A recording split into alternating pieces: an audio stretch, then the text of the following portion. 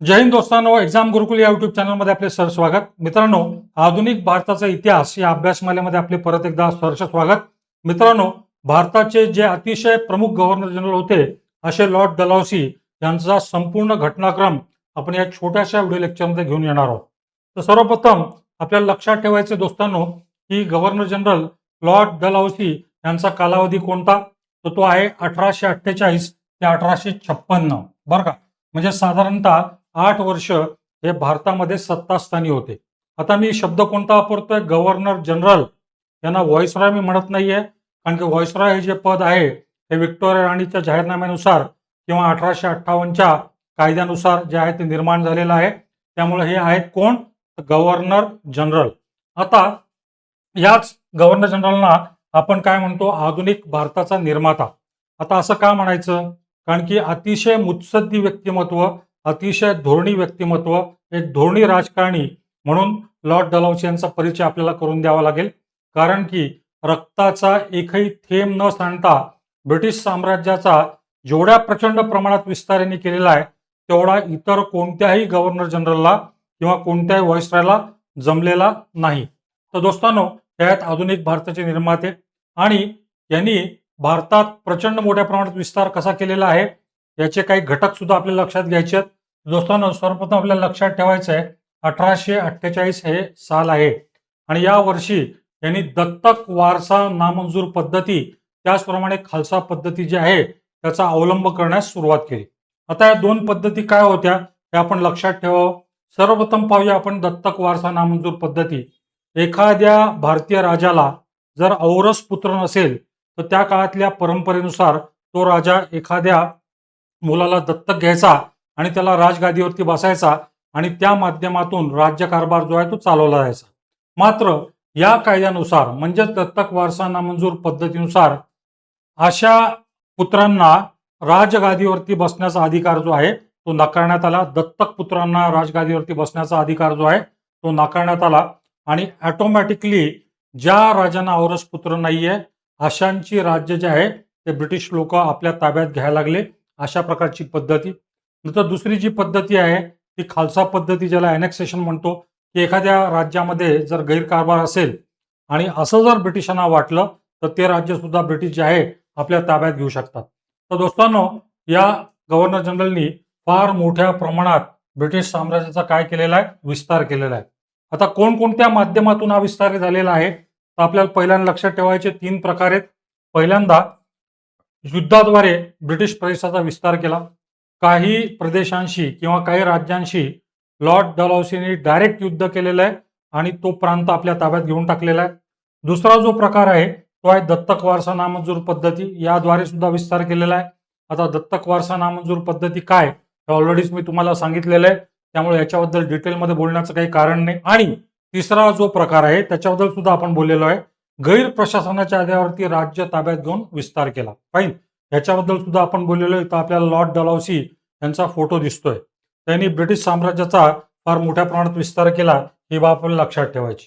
आता यांच्या कालखंडामध्ये कोणकोणत्या प्रमुख घटना झाल्या, कशा माध्यमातून यांनी वेगळी राज्य जी आहे ती खालसा केली किंवा आपल्या ताब्यात घेतली, याचा लेखाजोखा आपण क्रमशः मांडणार आहोत.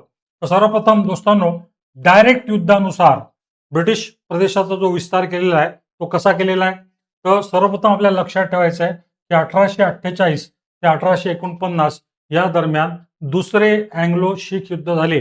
अँग्लो म्हणजे काय दोस्तांनो, ब्रिटिश, आणि शीख म्हणजे शिखांचं साम्राज्य, ज्याला आज आपण आधुनिक काय म्हणतो, पंजाब म्हणतो.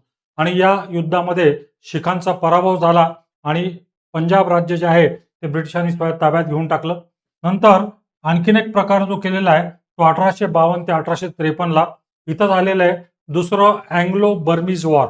बर्मा म्हणजे आजचा आपण काय म्हणतो म्यानमार. म्यानमार सुद्धा पूर्वी भारताचा एक घटक होता आणि या दुसऱ्या अँग्लो बर्मीज वॉरनुसार ब्रह्मदेशाचा पुष्कळसा भाग जो आहे तो ब्रिटिशांनी गिळंकृत करून टाकला.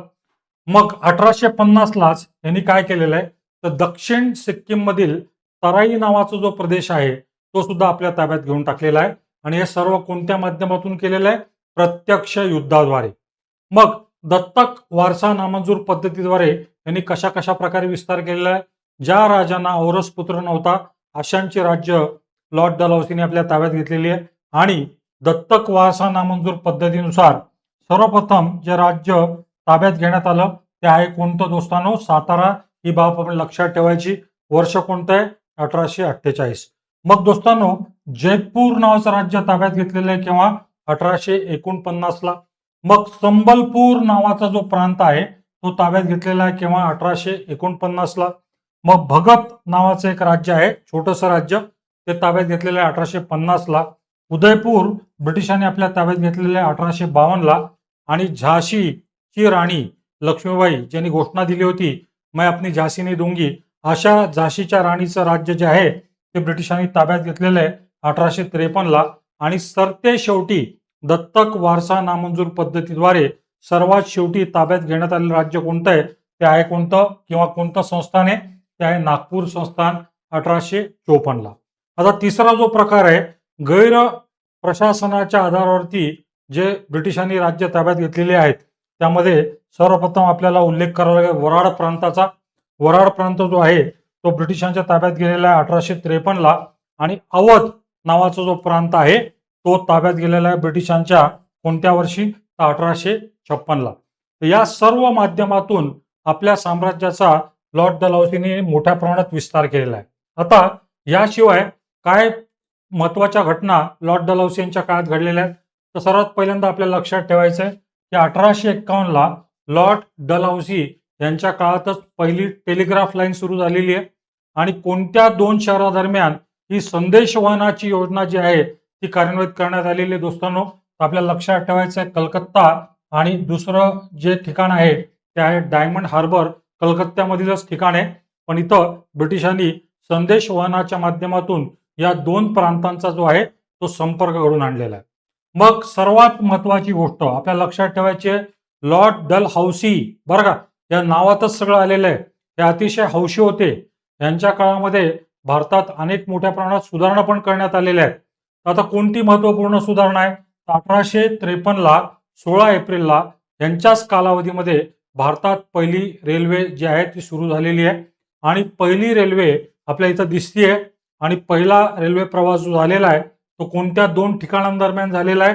तर दोस्तांनो, सर्वप्रथम लक्षात ठेवायचं आपल्याला, मुंबई ते ठाणे हे जे अंतर आहे 34 किलोमीटरचं, या दरम्यानचा रेल्वे प्रवास झालेला आहे. आणि प्रथमतः यातनं किती प्रवाशांनी वाहतूक केलेली आहे? तर साधारणतः होते किती? 400 प्रवासी. आता आपल्याला कधी कधी परीक्षेमध्ये असा प्रश्न विचारला जातो की रेल्वे प्रवास करणारे पहिले समाजसुधारक कोण? ज्यांना आपण आधुनिक मुंबईचे निर्माते म्हणतो असे नाना शंकर शेठ यांनी प्रथमतः या रेल्वेमधनं काय केलेलं आहे? रेल्वे प्रवास केलेला आहे. मग दोस्तांनो, 1853ला यांच्याच कालावधीमध्ये चार्टर कायदा किंवा ज्याला आपण चार्टर ऍक्ट म्हणतो तो संमत झालेला आहे. आणि या कायद्यानुसार संधी सेवांसाठी खुली परीक्षा जी आहे ती घेण्यात आलेली आहे. संधी सेवांसाठी खुली परीक्षा म्हणजे या परीक्षांच्या माध्यमातून भारतीय लोक ICS अधिकारी बनू शकत होते, इंडियन सिव्हिल सर्व्हिस. तर ICS अधिकारी होणारे पहिले भारतीय कोण? तर त्यांचं नाव आहे कोणते? टागोर. रवींद्रनाथ टागोरांचे जे मोठे बंधू होते ते पहिले जे होते ते ICS अधिकारी होते.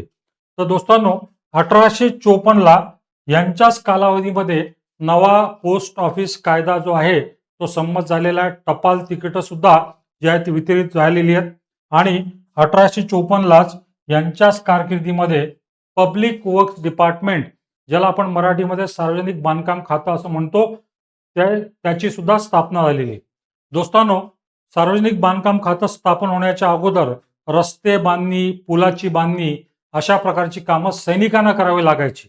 मात्र हे स्वतंत्र खातं स्थापन झाल्यानंतर सैनिकांच्या ऐवजी या स्वतंत्र खात्याच्या मार्फत रस्त्यांची बांधणी असो किंवा जी सार्वजनिक ठिकाणं असो किंवा सार्वजनिक पूल असो यांचं बांधकाम जे आहे ते पब्लिक वर्क्स डिपार्टमेंटच्या हाती दिलेलं आहे. आणि आज सुद्धा हे खातं जे आहे ते भारतात जे आहे कार्यान्वित आहे. मग दोस्तांनो, 1854लाच यांच्या कारकिर्दीमध्ये शैक्षणिक सुधारणा करणारा एक वुड्सचा खलिता जो आहे तो संमत करण्यात आला. आणि वुड्सच्या खलित्यानुसारच भारतात आमूलाग्र पद्धतीने शैक्षणिक सुधारणा ज्या आहे ते देण्यात आलेल्या आहेत. दोस्तांनो, आपल्याला कल्पना आहे की 1857 साली लाईक आपल्या देशामध्ये 3 विद्यापीठांची स्थापना आलेली आहे आणि ते सुद्धा साधारणतः आपल्याला असं म्हणता येईल की वुड्सच्या खलित्यानुसारच जे आहेत ती स्थापन झालेली आहे. आता या वुड्सच्या खलित्यालाच भारतीय शिक्षणाचा मॅग्ना कार्टा असं सुद्धा संबोधलं जातं. मॅग्ना कार्टा म्हणजे एक प्रकारची नवी सुरुवात, शिक्षणामध्ये आमूलाग्र सुधारणा घडवून आणलेला हा कायदा आहे जो आहे वुड्सचा खलिता. मग दोस्तांनो 1855 यांच्या कारकिर्दीमध्ये संथाल लोकांनी काय केला होता? उठाव केलेला होता. आता एक सामाजिक सुधारणा सुद्धा लॉर्ड डलहौसी यांच्या काळात घडून आलेली आहे. ती म्हणजे 1856 यांच्याच कारकिर्दीमध्ये विधवा पुनर्विवाहाचा कायदा जो आहे तो संमत झालेला आहे. हिंदू स्त्रियांना विधवा झाल्यानंतर परत एकदा विवाह करण्याचा अधिकार या कायद्यानुसार प्राप्त झालेला आहे. पण या कायद्यासाठी अहोरात्र झटणारे कोण होते? ते होते महनीय असे समाजसुधारक बंगाल प्रांतातील ईश्वरचंद्र विद्यासागर. आता यांच्याच कारकिर्दीमध्ये दोस्तांनो भारतामध्ये गुरखा रेजिमेंटची स्थापना करण्यात आलेली. आपल्याला कल्पना आहे की भारतीय सैन्य दलामध्ये महार रेजिमेंट, मराठा रेजिमेंट अशा वेगळ्या रेजिमेंट्स आहेत. त्यांच्या कारकिर्दीमध्ये गुरखा रेजिमेंटची स्थापना करण्यात आलेली आहे. आणि लॉर्ड डलहौसी यांची जी काही कारकीर्द होती त्याला गालबोट लागलेला आहे त्यांच्या धोरणांमुळे. आणि कोणकोणती धोरणं होती यांची? विस्तारवादी धोरणं, साम्राज्यवादी धोरणं, दत्तक वारसा नामंजुरीची पद्धत जी आहे, पॉलिसी ऑफ अनॅक्सेशन, अशा सर्व माध्यमातून यांनी जो काही राज्य विस्तार घडून आणला त्या दृष्टिकोनातून यांच्याच धोरणामुळे 1857 ब्रिटिशांना एक फार मोठा हादरा बसला. त्यांना 1857च्या उठावाला जे आहे ते सामोरं जावं लागलं. दोस्तांनो ही झाली लॉर्ड डलहौसी यांची महत्त्वपूर्ण कारकीर्द. आपल्याला जर व्हिडिओ लेक्चर आवडला असेल तर निश्चितपणे लाईक करा, शेअर पण करा आणि सबस्क्राईब पण करा. धन्यवाद दोस्तांनो.